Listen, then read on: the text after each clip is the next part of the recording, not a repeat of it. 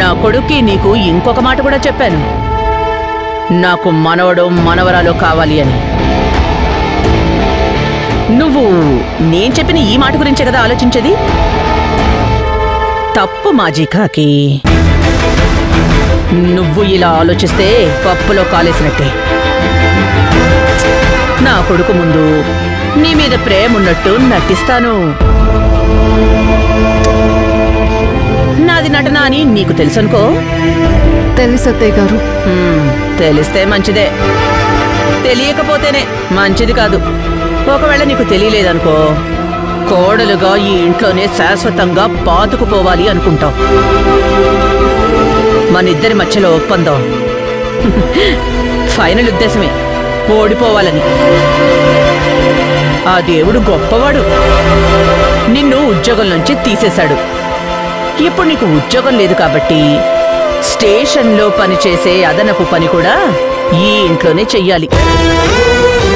అంటే నేను నీకు ఇంకా ఎన్ని పనులైనా చెప్పొచ్చు, చెప్తాను కూడా.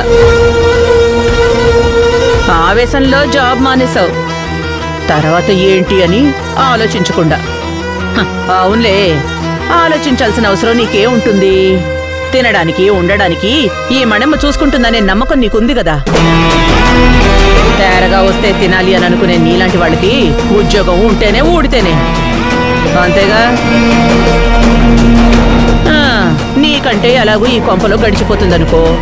మరి మీ అమ్మకి నెల నెలా డబ్బులు పంపించాలే, ఆవిడకి పూట గడవడానికి నువ్వేం ఆలోచించలేదా? మీ అమ్మని బిచ్చమెత్తుకోమంటావా?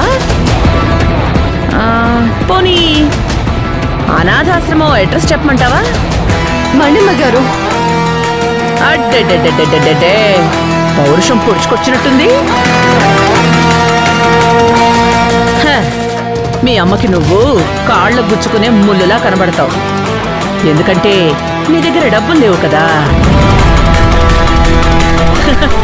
బికారీ బికారీ రాసుకుంటే బూడిదే రాలుతుందని ఇప్పుడు నువ్వు మీ అమ్మ అలాంటి పొజిషన్లోనే ఉన్నారు. మీ అమ్మ రోడ్డు మీద షాపుకి తిరిగి అడుక్కున్నా బాధపడేవాళ్ళు వెనక ఎవరూ లేరు. అదే నువ్వు అడుక్కుంటే పరువు, మర్యాద, గౌరవం ఉన్న కుటుంబం మాది. ఈ కొంపకి కోడలుగా, నా కొడుక్కి భార్యగా లేబులేసుకుని వచ్చావు కదా. నిన్ను అడుక్కొనిస్తే పోయేది మా పరువే.